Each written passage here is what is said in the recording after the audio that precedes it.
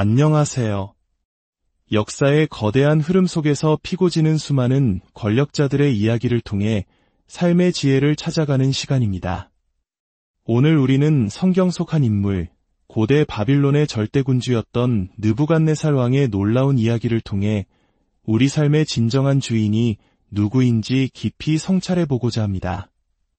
본격적인 이야기에 앞서 잠시 여러분께 부탁의 말씀을 드립니다. 이 채널의 구독과 좋아요, 그리고 공유는 단순히 숫자를 늘리는 것을 넘어 어두운 세상에 하나님의 은혜와 진리의 말씀을 전하는 귀한 씨앗을 심는 일과 같습니다. 여러분의 작은 실천이 누군가에게는 인생을 바꾸는 큰 울림이 될 수 있습니다. 이 말씀을 널리 전해주시는 모든 분들의 삶에 하나님의 크신 축복이 함께하기를 기도합니다. 자, 이제 시간의 장막을 꺾고 기원전 6세기 강력한 제국 바빌론의 심장부로 들어가 보겠습니다. 그곳에는 느부갓네살이라는 이름의 왕이 있었습니다. 그의 권세는 하늘을 찌를 듯했습니다. 동쪽으로는 페르시아만에서 서쪽으로는 지중해까지, 남쪽으로는 이집트 국경에서 북쪽으로는 이란의 산맥에 이르기까지 당시 알려진 세계의 대부분이 그의 발 아래 있었습니다. 그의 이름은 곧 법이었고 그의 의지는 제국의 운명이었습니다. 그는 웅장한 궁전에서 부족함 없는 평안을 누리며 자신이 이룩한 번영에 취해 있었습니다. 모든 것이 완벽해 보였고 그의 권력은 영원할 것만 같았습니다. 바로 그때였습니다. 모두가 잠든 깊은 밤, 왕은 꿈을 꾸었습니다. 평온했던 그의 마음에 폭풍처럼 두려움을 몰고 온 기이한 꿈이었습니다. 침상에서 본 환상은 그의 영혼을 송두리째 흔들어 놓았습니다. 왕은 즉시 바빌론의 모든 지혜자들을 소집했습니다. 마술사와 주술사, 점성가들이 왕 앞에 줄지어 섰습니다. 왕은 자신이 꾼 꿈을 그들에게 들려주었지만 제국의 네로라 하는 그 누구도 그 의미를 풀어내지 못했습니다. 인간의 지혜가 도달할 수 없는 영역, 그 한계가 명확히 드러나는 순간이었습니다. 그들의 무능함에 왕의 번뇌는 더욱 깊어져만 갔습니다. 바로 그때 마지막으로 한 남자가 왕 앞에 불려왔습니다. 그의 이름은 다니엘. 포로로 끌려온 유다 민족의 청년이었지만 왕은 그의 안에 거룩한 신들의 영이 깃들어 있음을 알고 있었습니다. 왕은 지푸라기라도 잡는 심정으로 다니엘에게 자신의 꿈 이야기를 털어놓았습니다. 내가 꿈에 보니 땅의 중앙에 한 나무가 서 있는데 그 키가 심히 크더이다. 그 나무는 자라서 견고해지고 그 꼭대기는 하늘에 닿았으니 땅 끝에서도 보일 정도였소. 그 잎사귀는 아름답고 열매는 풍성하여 만민의 먹을거리가 되었고 들짐승은 그 그늘에 쉬며 공중의 새들은 그 가지에 깃들었소. 온 세상이 그 나무로 말미암아 살아가는 듯했지. 그런데 내가 침상에서 환상을 보는 중에 한 순찰자, 한 거룩한 이가 하늘에서 내려오는 것을 보았소. 그가 큰 소리로 외쳐 이르기를 그 나무를 베고 그 가지를 자르고 그 잎사귀를 떨고 그 열매를 해치라. 짐승들을 그 아래에서 떠나게 하고 새들을 그 가지에서 쫓아내라. 그러나 그 뿌리의 그루터기는 땅에 남겨두고 쇠와 노줄로 동이고 그것을 들풀 가운데에 두어라. 그것이 하늘 이슬에 젖고 땅의 풀 가운데에서 짐승과 더불어 제 몫을 얻으리라. 또 그 마음은 변하여 사람의 마음 같지 아니하고 짐승의 마음을 받아 7대를 지내리라. 이는 순찰자들의 명령대로요 거룩한 자들의 말대로니 지극히 높으신 이가 사람의 나라를 다스리시며 자기의 뜻대로 그것을 누구에게든지 주시며 또 지극히 천한 자를 그 위에 세우시는 주를 사람들이 알게 하려 함이라 하였소. 왕의 이야기를 들은 다니엘의 얼굴은 깊은 고뇌에 잠겼습니다. 한동안 침묵하던 그는 무거운 입을 열었습니다. 그의 목소리에는 왕에 대한 연민과 안타까움이 가득했습니다. 나의 주 왕이여, 그 꿈은 왕을 미워하는 자에게 일어나기를 바라며 그 해석은 왕의 대적에게 임하기를 원하나이다. 왕께서 보신 그 거대하고 강하며 하늘에 닿고 온 세상이 보던 그 나무는 바로 왕이십니다. 왕의 위대함이 온 땅에 미치고 있습니다. 하지만 하늘에서 내려온 거룩한 이의 명령은 지극히 높으신 하나님께서 내리신 판결입니다. 왕은 사람들에게서 쫓겨나 들짐승과 함께 살며 소처럼 풀을 먹고 하늘 이슬에 젖을 것이며 그렇게 7대를 지낼 것입니다. 그 후에야 비로소 왕께서는 지극히 높으신 하나님께서 모든 나라를 다스리시며 그분의 뜻대로 왕을 세우신다는 것을 깨닫게 되실 것입니다. 나무에 뿌리 그루터기를 남겨두라 하셨으니 왕께서 하늘의 다스림을 깨달은 후에야 왕의 나라가 다시 견고해질 것입니다. 다니엘은 단순히 꿈을 해석하는 데 그치지 않았습니다. 그는 진심 어린 충고를 덧붙였습니다. 그러니 왕이시여, 저의 조언을 받아들이소서. 정의를 행함으로 죄에서 벗어나시고 가난한 자에게 자비를 베풀므로 죄악에서 떠나소서. 그리하시면 왕의 평안함이 혹 길어질 수 있을 것입니다. 이것은 심판의 선고인 동시에 하나님께서 베푸신 자비로운 회개의 기회였습니다. 마치 우리 한국 역사 속에서 충신들이 왕에게 목숨을 걸고 직언을 올렸던 것처럼 다니엘은 이방인 왕의 영혼을 위해 자신의 모든 것을 걸고 간언한 것입니다.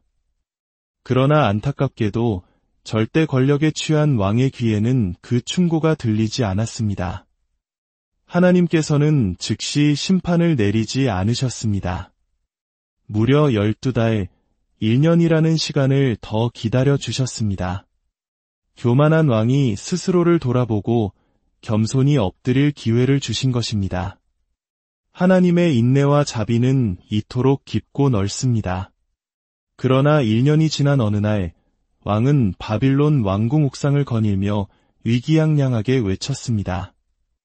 이 큰 바빌론은 내가 내 능력과 권세로 건설하여 나의 도성으로 삼고 이것으로 내 위엄의 영광을 나타낸 것이 아니냐. 나의 능력, 나의 영광. 그의 말 속에는 오직 자기 자신만이 가득했습니다. 모든 영광을 자신에게 돌리는 그 교만의 말이 채 끝나기도 전에 하늘에서 음성이 들려왔습니다. 느부갓네살 왕아, 내게 말하노니 나라의 왕위가 내게서 떠났느니라. 내가 사람에게서 쫓겨나서 들짐승과 함께 살면서 소처럼 풀을 먹을 것이요. 이와 같이 7대를 지내서 지극히 높으신 이가 사람의 나라를 다스리시며 자기의 뜻대로 그것을 누구에게든지 주시는 줄을 알기까지 이르리라. 그 말씀이 임하는 즉시 느부갓네살 왕에게 모든 것이 이루어졌습니다.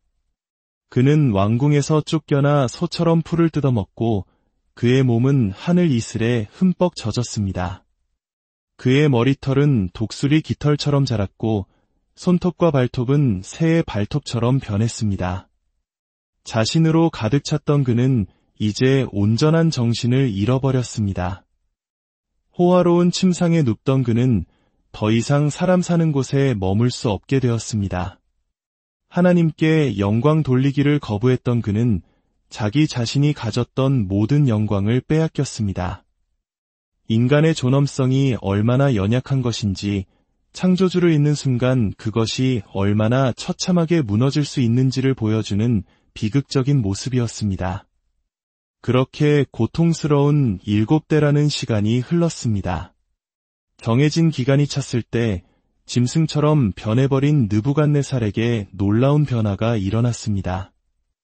그는 이렇게 고백합니다. 그 기한이 참에 나 느부갓네살이 하늘을 우러러보았더니 내 총명이 다시 내게로 돌아온지라. 하늘을 우러러보았더니 이것이 모든 것의 전환점이었습니다. 땅을 헤매며 짐승처럼 살던 그가 드디어 자신의 근원이 어디에 있는지 깨닫고 하늘을 바라본 것입니다. 교만의 극치에 있던 한 인간이 비로소 자신의 한계를 인정하고 절대자 앞에 고개를 드는 순간 하나님께서는 그의 이성을 회복시켜 주셨습니다. 세상 사람들은 종종 신앙을 비이성적이라고 말합니다. 하나님을 믿으려면 이성을 버려야 한다고 조롱하기도 합니다. 그러나 성경은 정반대를 이야기합니다.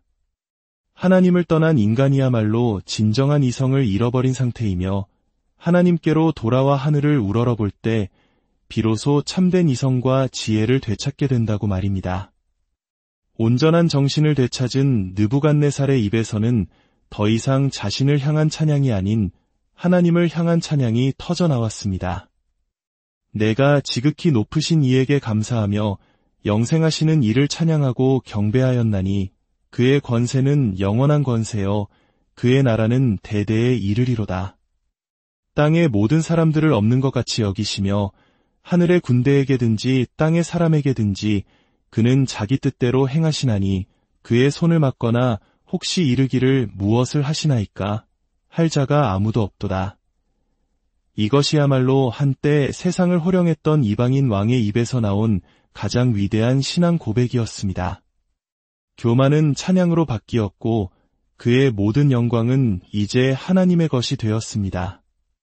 놀랍게도 그의 왕위와 권세는 이전보다 더욱 커졌습니다. 그러나 이제 그는 알았습니다. 이 모든 것이 자신의 힘이 아닌 오직 하나님의 은혜로 주어진 것임을 말입니다. 사랑하는 여러분, 이 이야기는 단순히 오래전 한 왕의 이야기가 아닙니다. 이것은 오늘을 살아가는 바로 우리 모두의 이야기입니다. 하나님의 주권, 즉 하나님께서 이 세상의 진정한 통치자라는 진리는 우리에게 두 가지 반응을 요구합니다. 바로 겸손 또는 반항입니다. 여러분은 지금 어떤 반응을 보이고 계십니까? 우리는 역사를 통해 수많은 제국들이 일어나고 사라지는 것을 보아왔습니다. 기독교인들을 핍박했던 로마의 황제들, 수많은 왕조를 세웠던 우리 역사 속의 위대한 왕들, 그들의 권세와 영광은 지금 어디에 있습니까? 모두 역사의 먼지 속으로 사라졌습니다. 그러나 하나님의 나라는 영원합니다. 오늘날 우리는 어떻습니까? 치열한 경쟁 사회 속에서 나의 성공, 나의 부, 나의 명예를 위해 모든 것을 겁니다. 그것들이 마치 영원한 안전을 보장해 줄 것처럼 말입니다. 그러나 느부갓네살의 이야기는 우리에게 경고합니다. 그 모든 것은 한순간에 사라질 수 있는 안개와 같다고 말입니다. 여러분의 삶에서 여전히 해결되지 않는 문제들, 그 답을 찾기 위해 여전히 세상의 지혜자들, 무력한 점성가들을 찾아 헤매고 있지는 않으십니까? 저는 여러분께 하늘에서 오신 유일한 분, 예수 그리스도를 소개해드리고 싶습니다. 그분만이 우리를 죄와 교만에서 구원하시고 우리에게 새로운 생명과 참된 평안을 주실 수 있습니다. 이 교만한 이방인 왕을 변화시키신 하나님의 이야기가 오늘 여러분의 마음을 깊이 울리기를 소망합니다. 세상의 헛된 영광이 아닌 영원하신 하나님의 품 안에서 참된 안식을 찾으시기를 바랍니다. 주님의 은혜와 평강이 여러분과 늘 함께 하시기를 간절히